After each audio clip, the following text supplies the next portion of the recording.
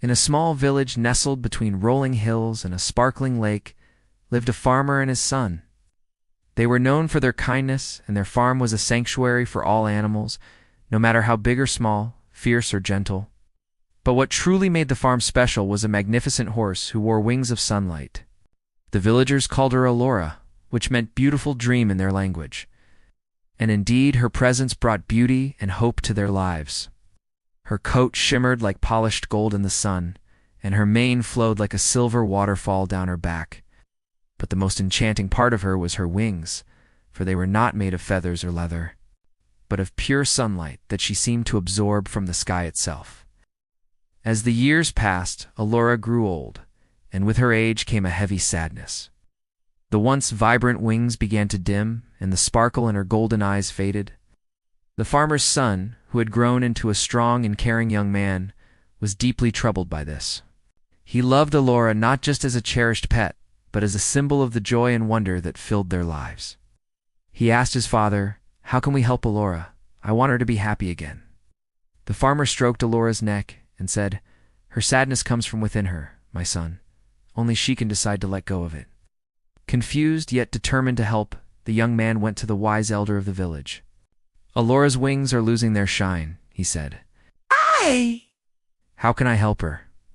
The elder smiled knowingly. "There is a place beyond our village, deep in the whispering woods, where the roots of all sadness are kept. If you can bring back a leaf from there, a leaf that has touched the roots of sadness, it will show Elora that even in the darkest places, there is always hope." So the young man set out on his journey. He walked 4 days through forests and over mountains until he reached the whispering woods. It was a strange place, filled with gnarled trees that whispered secrets on the wind. As he ventured deeper, the air grew heavy, and he could feel the weight of sadness all around him. Suddenly, a raven landed on a nearby branch and croaked, "Who dares disturb the roots of sadness?" Startled, the young man explained his quest, and the raven, impressed by his determination, agreed to help. It led him to a clearing where a single leaf lay on the ground, and the young man carefully picked it up, for he knew that this leaf held the essence of all sadness. As he turned to leave, the raven warned him, "Do not let the leaf touch your skin, for its touch brings sorrow. Hold it far from you in a bag made of moonlight." With the raven's advice echoing in his ears, the young man hurried back to his village. When he showed Elora the leaf, she perked up, her eyes regaining some of their lost sparkle. She nuzzled the leaf, and as she did, her wings began to glow brighter than ever before. The young man and the villagers rejoiced, for they knew that Elora, by sharing in the sadness of the world, had found a way to make it a little lighter.